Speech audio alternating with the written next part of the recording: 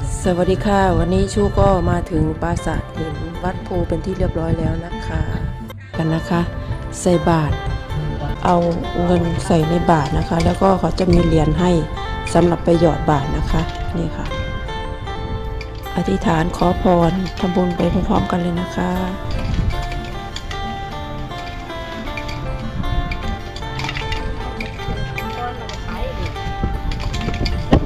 ได้มาตะกี้นะคะบูชามาตะกี้เราก็หยอด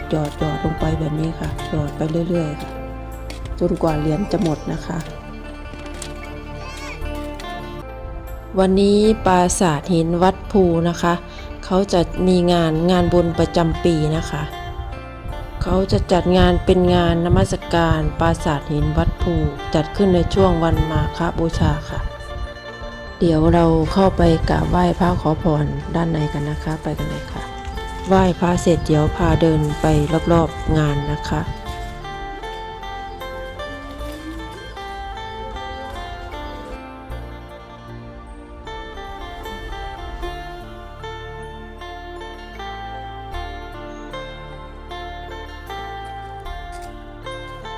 งานนมัสการปราสาทหินวัดภู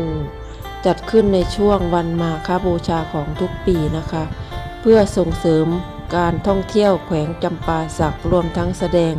ให้เห็นถึงวัฒนธรรมอันเป็นเอกลักษณ์ของประชาชนลาวค่ะที่อาศัยอยู่ในแขวงจำปาสักนะคะโดยนอกจากจะมีขบวนแห่ของหัวเมืองต่างๆแล้วเขาบอกว่าปีนี้จัดยิ่งใหญ่กว่าทุกปีนะคะแสงสีเสียงครบครันเลยนะคะเดี๋ยวเรารอดูตอนเย็นกันนะคะปราสาทวัดภูได้รับการก่อตั้งเมื่อศตวรรษที่5นะคะโดยเริ่มแรกเป็นศาสนสถานของศาสนาฮินดูนะคะต่อมาในศตวรรษที่13ได้ถูกปรับให้เป็นสาธารณสถานของพุทธศาสนานิกายหินยานมาจนถึงทุกวันนี้ค่ะภายในงานเขาก็จะมีการจัดกิจกรรมต่างๆเช่นการตักบาตรและพิธีแห่เทียนค่ะปราสาทหินวัดภูหรือวัดภูมรดกโลกแห่งที่2ของสปป.ลาวอยู่ที่เมืองจำปาสักนะคะปราสาทหินวัดภูเป็นโบราณสถานและแหล่งมรดกโลกแห่งที่2ของประเทศลาวนะคะเป็นโบสถ์พราหมณ์ที่สร้างถวายพระศิวะตั้งแต่บนเนินเขาภูหรือเรียกกันว่าภูเก้านะคะหรืออีกความหมายหนึ่งก็คือหมายถึงมวยผมค่ะห่างจากตัวเมืองเก่าจำปาสักประมาณ6 กิโลเมตรนะคะลักษณะของปราสาทเป็นเทวสถานเขมรคล้ายกับเขาพระวิหารนะคะสร้างในราวศตวรรษที่11ในสมัยของพระเจ้ามเหทวรมันโดยพญากัมมทาหรือว่าเป็นปราสาทหินที่มีอายุเก่าแก่ที่สุดไปชมบรรยากาศเรื่อยๆพร้อมกันเลยนะคะปราสาทหินวัดภูจำปาสักเป็นสถาปัตยกรรมเก่าแก่ตั้งอยู่บนภูเก้าทิศตะวันตกเฉียงใต้ของเมืองจำปาสักแขวงจำปาสักจากหลักฐานสันนิษฐานว่าสร้างขึ้นบนเมืองเก่าของชาวจามจากร่องรอยวัฒนธรรมที่รับมาจากอินเดียเมื่อประมาณศตวรรษที่4และที่5ยังมีเครื่องไม้เครื่องมือเครื่องทุนแห้งหรือเครื่องจักรใดๆแต่ด้วยแห่งศรัทธาต่อเทพเจ้าที่จะคอยปกปักรักษาโลกมนุษย์ด้วยความเอ็นดูภายใต้การนำพาและบัญชาการของพญากัมมทาสาวเมืองเหล่านั้นจึงช่วยกันตัดหินจากแหล่งหินด้วยซิวและท่อนต่อช่วยกันลากจูงด้วยล่อเกวียนโดยใส่แห้งของมนุษย์และสัตว์เพื่อจะนำหินเข้าสู่จุดก่อสร้างช่วยกันยกหินขึ้นวางซ่อนกันนับหมื่นนับแสนก่อนบรรดาสร้างที่มีฝีมือก็จะช่วยกันแกะสลักหินเพื่อให้เกิดลวดลายที่สวยงาม ซึ่งทั้งหมดนี้ต้องใส่ความอดทนและความภาคเพียรเป็นเลิศ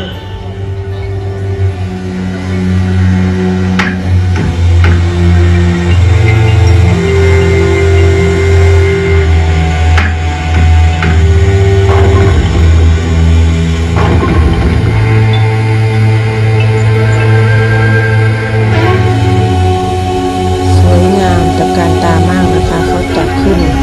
ในปีนี้สูงมากๆเลยค่ะจัดยิ่งใหญ่มากเลยค่ะวัดภูจำปาสัก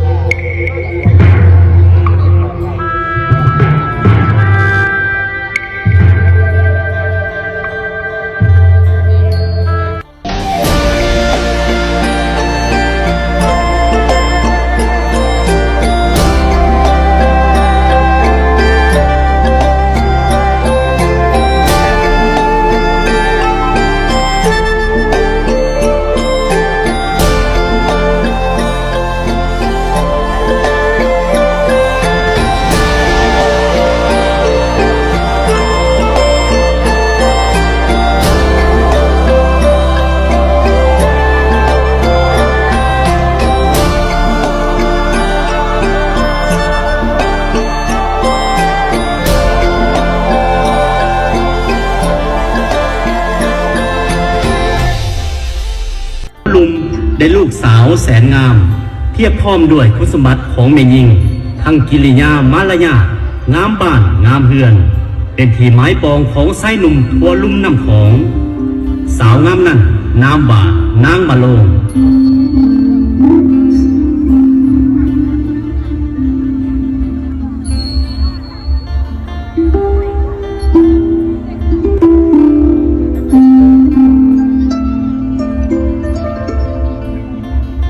นางมาโลงมีคนหักอยู่แล้ว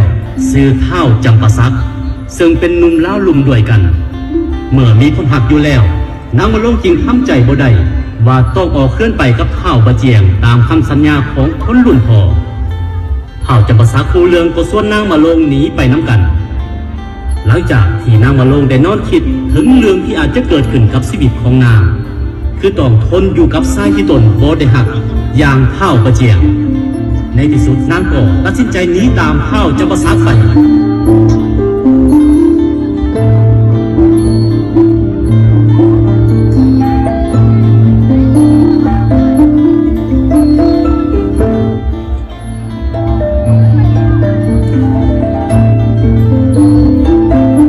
ขณะนั้นเท่าบะเจียงกำลังจะยกขันหมากมาสู่ขอ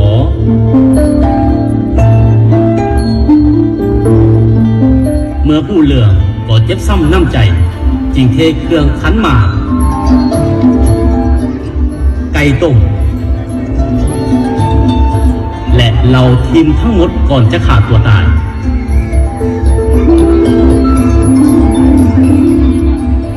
แต่หมอไก่จะตายเท่าบะเจียงได้สาบแช่งว่าให้เท่าจำปาสักกับนางมาโลงสมหวังในความหักคำสาปแช่งของเท่าบะเจียงรุนแรงหลายเท่าจำปาสักกับนางมาโลงได้เสียชีวิตในขณะที่หนีตามกันไป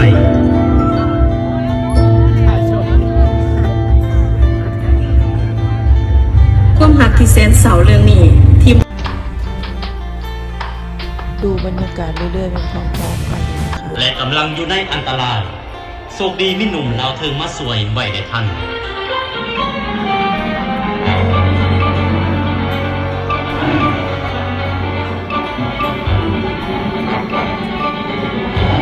หนุ่มได้ตกลงกันไว้ว่าถ้าตัวหนาทั้งสองมีบุตรชายหรือบุตรสาว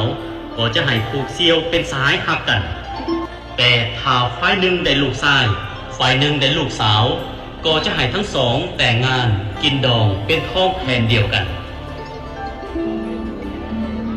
วันเดือนปีได้ผ่านไป หนุ่มเล่าเทิงได้ลูกชายที่มีหูกห่างกำย่ำลำสันสมเป็นชายชาติและเป็นที่ฮักของพ่อและแม่นามว่าท้าวบาเจียง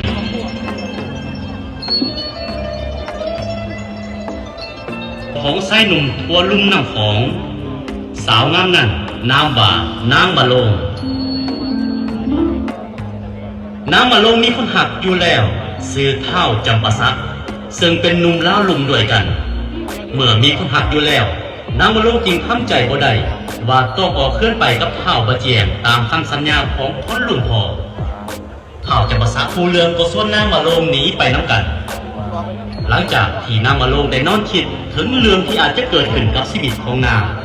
คือต้องทนอยู่กับชายที่ตนบ่ได้หักอย่างเท่าบาเจียงในที่สุดนางก็ตัดสินใจหนีตามเท่าจำปาสักไป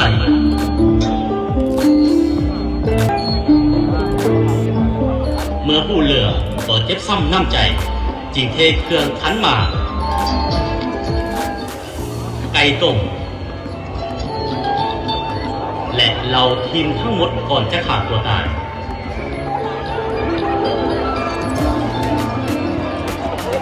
แต่หมอไก่จะตายเท่าบาเจียงได้สาบแช่งว่าให้เท่าจำปาสักกับนางมาลงสมหวังในความหัก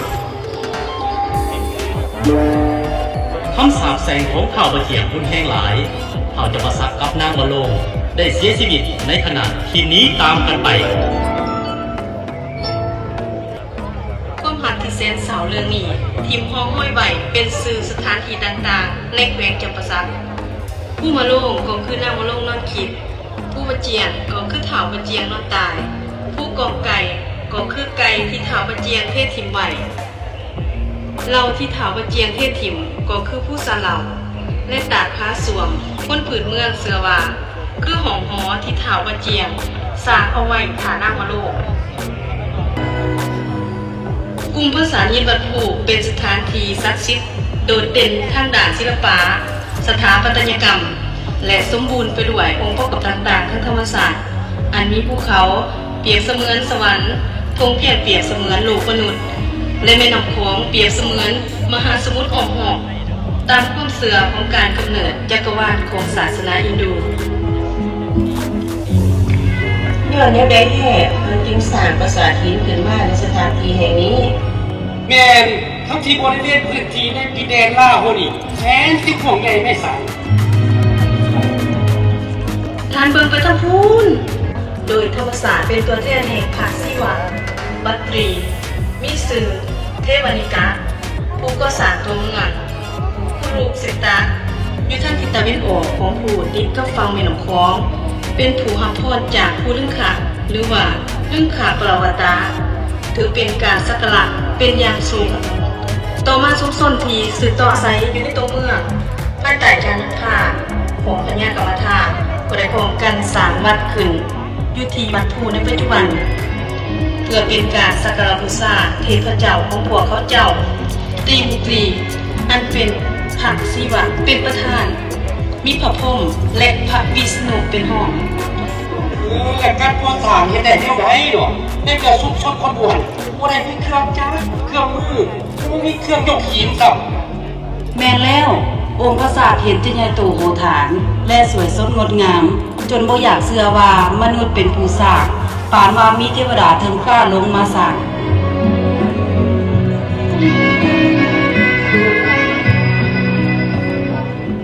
ด้วยอัศริยภาพประกอบกับเพลงท่าจึงก่อให้เกิดความผาดเพียรพยายามและความอดทนให้ปราสาทหินแห่งนี้ก่อสร้างและสำเร็จดังประสงค์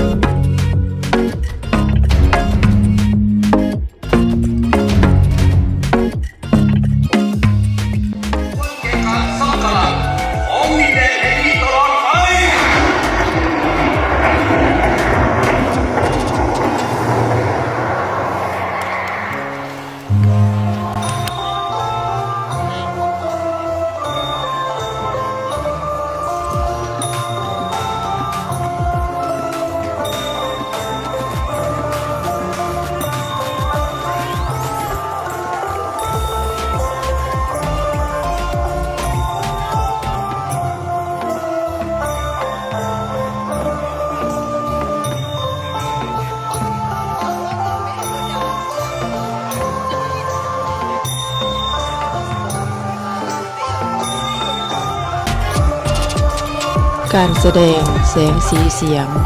และชนเผ่าต่างๆ และเรื่องต่างๆที่เมืองจำปาสักและประวัติศาสตร์ของจำปาสักค่ะปราสาทหินวัดภูจำปาสักเป็นสถาปัตยกรรมศิลป์ที่เก่าแก่ตั้งอยู่ภูเก้าทางทิศตะวันออกเฉียงใต้ของเมืองจำปาสักนะคะ แสดงศิลปะที่สะท้อนความเชื่อตามศาสนาฮินดูที่บ่งบอกความสัมพันธ์ระหว่างธรรมชาติและมนุษย์โดย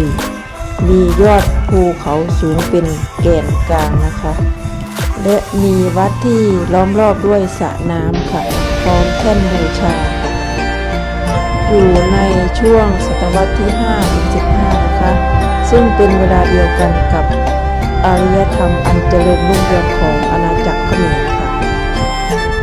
ปราสาทวัดภูเป็นโบราณสถานและแหล่งมรดกโลกแห่งที่สองของประเทศลาวนะคะเป็นโบสถ์พราหมณ์ที่สร้างถวายพระศิวะตั้งแต่บนเนินเขาภูหรือเรียกกันว่าภูเก้าสร้างในราวศตวรรษที่11ในสมัยของพระเจ้ามหิทวรมันโดยพระยากัมมัทาถือว่าเป็นปราสาทหินที่มีอายุเก่าแก่ที่สุดค่ะงานวันนี้สวยงามอลังการมากๆเลยนะคะวัดภูและการตั้งถิ่นฐานโบราณที่เกี่ยวเนื่องภายในภูมิทัศน์วัฒนธรรมจำปาสักสวยงามอลังการมากเลยนะคะแสงสีเสียงบอกได้คำเดียวว่าสุดยอดในการก่อสร้างปราสาทหินวัดภูของซุ้มชนบูฮานในครั้งโบราณกาลนั้นยังบ่มีเครื่องไม้เครื่องมือเครื่องทุนแห้งหรือเครื่องจักรใดๆแต่ด้วยแห่ศรัทธาต่อเทพเจ้าที่จะคอยปกปักรักษาโลกมนุษย์ด้วยความเอ็นดูภายใต้การนำพาและประสาการของพญากรรมธาสาวเมืองเหล่านั้นจึงช่วยกันตัดหินจากแหล่งหินด้วยซิวและท่อนตอกช่วยกันลากจูงด้วยล่อเกวียนโดยใส่แห้งของมนุษย์และสัตว์เพื่อจะนำหินเข้าสู่จุดก่อสร้างช่วยกันยกหินขึ้นวางซ่อนกันนับหมื่นนับแสนก่อนบรรดาสร้างที่มีฝีมือก็จะช่วยกันแกะสลักหินเพื่อให้เกิดลวดลายที่สวยงามซึ่งทั้งหมดนี้ต้องใส่ความอดทนและความภาคเพียรเป็นเลิศ